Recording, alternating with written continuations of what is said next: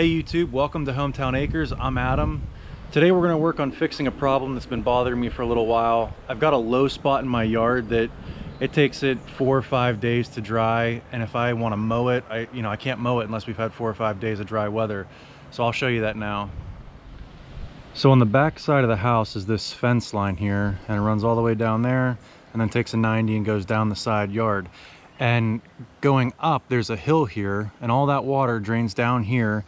And this used to be a functioning swale, I think, that would run down this side of the fence here and then drain down into the field. And it's not working anymore. There's a low spot in it that needs to be cut back out. And I think where it is, there's a hump right up about here. So everything through here just sits. And you can see, even though we've had about 5 or 6 days of weather now, this is still pretty soft here. And the rest of the grass is pretty dry. So my plan of attack to fix this is to get the box blade on the tractor, pitch the blade to one side, and then just start recarving this swale and reestablishing fall so we can drain that water out of the yard and back into the woods in the field. But before we get to that, I need to cut the grass, so that way I don't have to worry about cutting the grass for another week or so. I can maybe get this reseeded once I get it graded out and reestablish fall.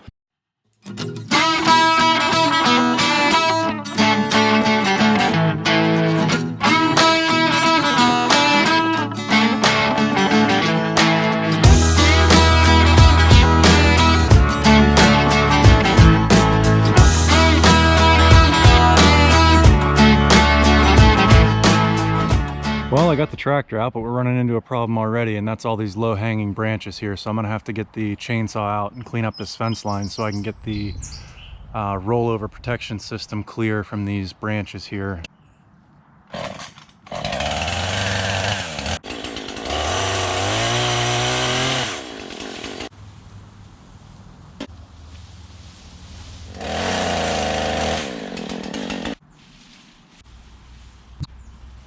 You see how the box blade is currently set up so that it's pretty parallel to the ground.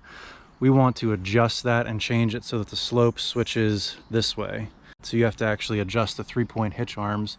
So there's a turnbuckle here that I'll turn and tighten it so that it raises this side up, in turn causing the left side to drop down.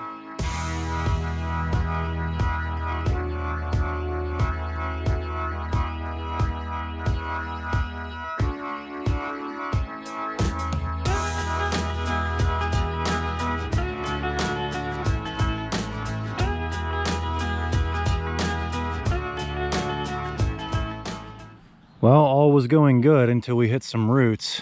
Ran into some trouble down this way. All these trees on the left side of the fence here have roots coming out into the yard. And as you can see, what they're doing is they're catching the ripper shanks on the box blade. And then since the left side is the only one that's into the ground, it's causing the tractor to turn into the fence, which I don't want. So I'm either gonna need to get a trencher, or I'm just gonna keep cutting them up with the chainsaw every time I find one. It's gonna be a little bit more cumbersome, but I won't have to rent a piece of equipment. So I came up with a better idea for these roots than renting a trencher or running my chainsaw and beating up my chainsaw chain. Use my Sawzall. Let's see how this baby works.